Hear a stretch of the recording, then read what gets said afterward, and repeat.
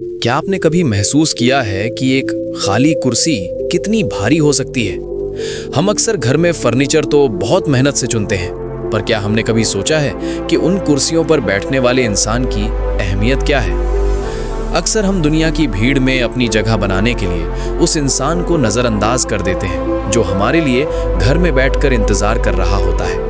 ये कहानी है सुमित्रा और उनके पति की, और उस एक खाली कुर्सी की जिसने एक पूरे जीवन के पछतावे को समेट रखा है। सुमित्रा के पति मिस्टर खन्ना शहर के एक मशहूर बिजनेसमैन थे। 60 के दशक में जब लोग अपनी जिंदगी को संवारने की सोचते हैं, मिस्टर खन्ना तब भी अपने काम के ग्राफ को ऊपर ले जाने में लगे थे। उनका एक ही सपना था, रिटायरमेंट के बाद हम दुनिया घूमेंगे, साथ बैठकर बातें करेंगे और वो सारा वक्त एक दूसरे को देंगे जो इन सालों में छूट गया। सुमित्रा हर रात डिनर टेबल पर 2 कुर्सियां लगाती। मिस्टर खन्ना अक्सर काम के बोझ तले देर रात घर आते, अपना खाना अकेले खाते और सो जाते। सुमित्रा उनसे कई बार कहती, जी थोड़ा वक्त निकालिए, काम तो उम्र भर चलता रहेगा, पर हम तो ढल रहे हैं।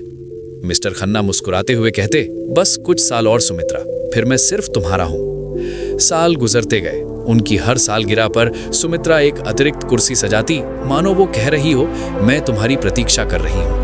लेकिन मिस्टर खन्ना उस कुर्सी तक कभी पहुंच नहीं पाए। वे काम की फाइलें, मीटिंग्स और क्लाइंट्स के जाल में ऐसे फंसे कि उनका रिटायरमेंट का सपना सिर्फ कागजों तक सीमित रह गया। आखिरकार वो दिन आया।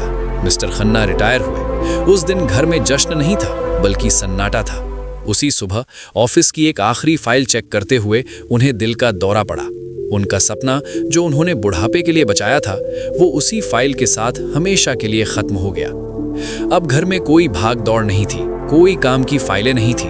मिस्टर खन्ना के जाने के बाद सुमित्रा आज भी हर रात डिनर टेबल पर 2 थालियां लगाती है और दूसरी कुर्सी पर किसी को बिठाने का नाटक करती है। जब किसी ने उससे पूछा, सुमित्रा अब तो वे नहीं है, फिर ये अतिरिक्त कुर्सी क्यों? सुमित्रा ने नम आंखों से कहा, ये कुर्सी उनकी मेहनत का प्रतीक है। उन्होंने इसी कुर्सी के लिए पूरी जिंदगी लगा दी, पर वे खुद कभी इस पर आराम से बैठ न सके। मैं हर रात यहाँ उनके आने का इंतजार करती हूँ, ये सोचकर कि शायद वे लौट आएं और कहें, सुमित्रा अब मैं सिर्फ तुम्हारा हूँ। सुमित्रा की वो खाली कुर्सी उस पछतावे का मंदिर है जो हम में से हर कोई अपने घर में बना रहा है। हम अक्सर अपनी जिंदगी को रिटायरमेंट पर केंद्रित कर देते हैं। हमें लगता है कि बुढ़ापे में खुशियां खरीदी जाएंगी, पर सच्चाई ये है कि बुढ़ापा एक पहुंचने की जगह नहीं है। बुढ़ापा वो खिड़की है जहां आप अपने अतीत को देखते हैं। मिस्टर खन्ना का पूरा जीवन अगले दिन के लिए था। उन्हें लगता था कि सफलता का मतलब है काम पूरा करना, पर सफलता का असली मतलब था साथ जीना। हम अपने बच्चों की फीस भरते हैं, पति पत्नी के लिए घर बनाते हैं, पर हम उन्हें क्या देते हैं? सिर्फ एक मकान, एक खाली घर और एक ऐसी कुर्सी जिस पर बैठकर बात करने के लिए कोई नहीं है। मैच्योर ऑडियंस इस बात को समझेगी कि काम एक अंतहीन समंदर है।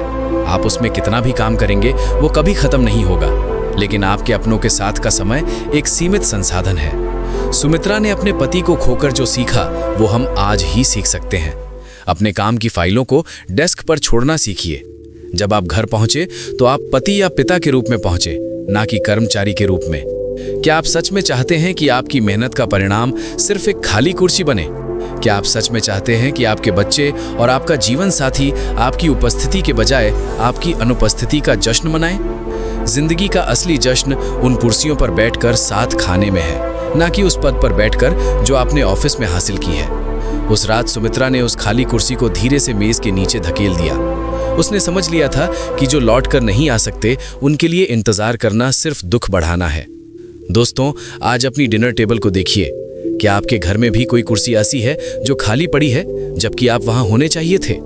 आज ही उस कुर्सी पर जाकर बैठिए। अपने जीवन साथी का हाथ थामिए। अपने बच्चों से पूछिए कि उनका दिन कैसा रहा। कल की सफलता के लिए आज का सुकून मत दांव पर लगाइए। मिस्टर खन्ना के पास बहुत पैसा था, पर उनके पास सुमित्रा के साथ बिताने के लिए एक पल नहीं था। आप अपनी कहानी को वैसा मत बनाइए। काम खत्म हो जाता है, पर लोग नहीं लौटते। हिंदी इंस्पिरेशन के साथ आज ही अपने रिश्तों की कद्र करना सीखें। अगर आप आज से अपने परिवार को काम से ऊपर रखने का वादा करते हैं तो कमेंट में फैमिली टाइम जरूर लिखें। कुर्सी खाली मत छोड़िए, अपनों का साथ निभाइए। मिलते हैं अगली कहानी में।